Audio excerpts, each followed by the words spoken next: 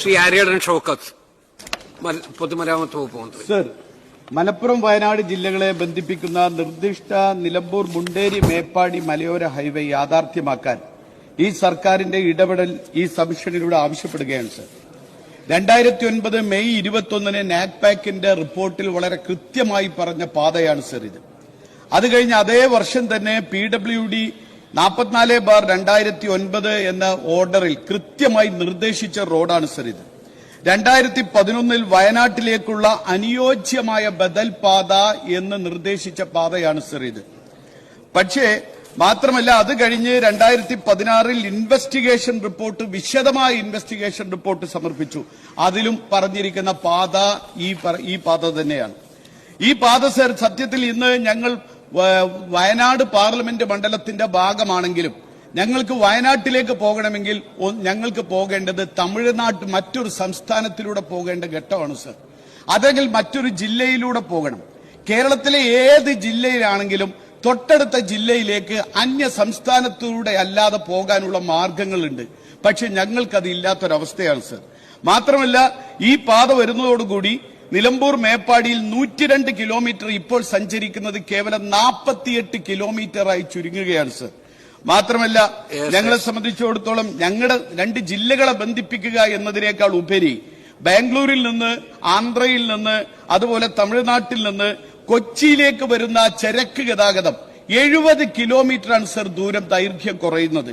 മാത്രമല്ല, ശബരിമല തീർത്ഥാടകർ ഏറ്റവും കൂടുതൽ ഉപയോഗിക്കുന്ന പാത. കാരണം ആന്ധ്രയിൽ നിന്ന് വരുന്നവർക്ക് അതേപോലെ തന്നെ കർണാടകത്തിൽ നിന്ന്, തമിഴ്നാട്ടിൽ നിന്ന് വരുന്ന ഈ ശബരിമല തീർത്ഥാടകർക്ക് 100ഓളം കിലോമീറ്റർ കുറയുന്ന ഒരു പാതയാണ് ഈ നിർദ്ദിഷ്ട പാത. മാത്രമല്ല, ടൂറിസം രംഗത്ത് ഒരു വലിയ കുതിച്ചുചാട്ടം ഉണ്ടാക്കാൻ കഴിയുന്ന പാതയാണ് സർ ഇത്. ചരക്ക് ഗതാഗതം, യാത്രക്കാരും മാത്രമല്ല. അതുകൊണ്ട് തന്നെ ഈ പാത മാത്രമല്ല സർ, ഇതിന്റെ ഏറ്റവും വലിയ പ്രത്യേകത ആകെ 28 കിലോമീറ്റർ മാത്രമാണ് സർ പുതിയ റോഡ് ഉണ്ടാക്കേണ്ടി വരുന്നത്. 28 കിലോമീറ്റർ മാത്രം, 28 കിലോമീറ്റർ മാത്രമാണ് പാത ഉണ്ടാക്കേണ്ടി വരുന്നത്. ഈ 28 കിലോമീറ്ററിൽ 11 കിലോമീറ്റർ മാത്രമാണ് ഫോറസ്റ്റിലൂടെ പോകേണ്ടത്. അന്യ സംസ്ഥാനങ്ങളിൽ ചെയ്തതുപോലെ ഒരു എലിവേറ്റഡ് ഹൈവേ വന്നു കഴിഞ്ഞാൽ ഇത് വളരെ സുഖകരമായി 11 കിലോമീറ്റർ കൊണ്ട് എലിവേറ്റഡ് ഹൈവേ വന്നു കഴിഞ്ഞാൽ 28 കിലോമീറ്റർ പുതിയ പാത ഉണ്ടാക്കി കഴിഞ്ഞാൽ വളരെ സുഖകരമായി കേരളത്തിന്റെ ഒരു വലിയ മാറ്റം ഉണ്ടാക്കാൻ കഴിയും. കേരളത്തിന്റെ സമ്പദ് വ്യവസ്ഥയ്ക്ക് പുത്തനുണർവ് സമ്മാനിക്കാൻ മിഷൻ സമുദ്ര പോലുള്ള നിരവധി സ്വപ്ന പദ്ധതികൾ യാഥാർത്ഥ്യമാക്കാനുള്ള ദീർഘവീക്ഷണത്തോടുകൂടി ആദരണീയനായ മുഖ്യമന്ത്രി മുന്നേറുമ്പോൾ ഈ പദ്ധതിയും അതിനൊരു മുതൽക്കൂട്ടായി മാറുമെന്നതിൽ ഒരു സംശയവുമില്ല സർ.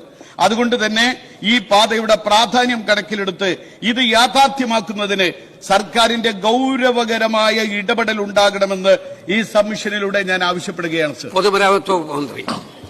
സർ, എന്റെയും ബഹുമാനപ്പെട്ട അംഗത്തിന്റെയും നാടായ മലപ്പുറത്തുനിന്ന് നിലമ്പൂർ മേപ്പാടി ഉള്ള ഒരു റൂട്ടാണ് ഇത്. പക്ഷേ ഇത് ബഹുമാനപ്പെട്ട അംഗം സൂചിപ്പിച്ചതുപോലെ ഇതിന്റെ നാഗ്പാക്കിന്റെ സർവേയും ഫോറസ്റ്റിന്റെ സർവേയും കിഫ്ബി ഉദ്യോഗസ്ഥന്മാരുമായി ഒക്കെ സംയുക്ത പരിശോധന നടത്തിയിരുന്നു. നടത്തിയതിൽ അന്ന് അലൈൻമെന്റിൽ നിലവിൽ റോഡുകളൊന്നും ഇല്ല. അന്നത്തെ അലൈൻമെന്റിൽ അവസാനം അവർ പറഞ്ഞത്, അവർ തന്ന റിപ്പോർട്ട് അത് അപ്രായോഗികമാണ് എന്നാണ് റിപ്പോർട്ട് തന്നിട്ടുള്ളത്. ബഹുമാനപ്പെട്ട അംഗം സൂചിപ്പിച്ചതുപോലെ വയനാട്ടിലേക്ക് നിലമ്പൂരിന്ന് 42 കിലോമീറ്റർ ദൂരം കുറയും.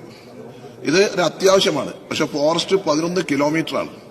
അതുകൊണ്ട് ഒന്നുകൂടി നമുക്ക് അലൈൻമെന്റ് ഒന്ന് പരിഷ്കരിച്ച് പാത യാഥാർത്ഥ്യമാക്കാനുള്ള ഒരു നടപടി PWD മുൻകൈ എടുക്കുന്നതാണ് എന്നാണ് എനിക്ക് ബഹുമാനപ്പെട്ട അംഗത്തെ അറിയിക്കാറുള്ളത്.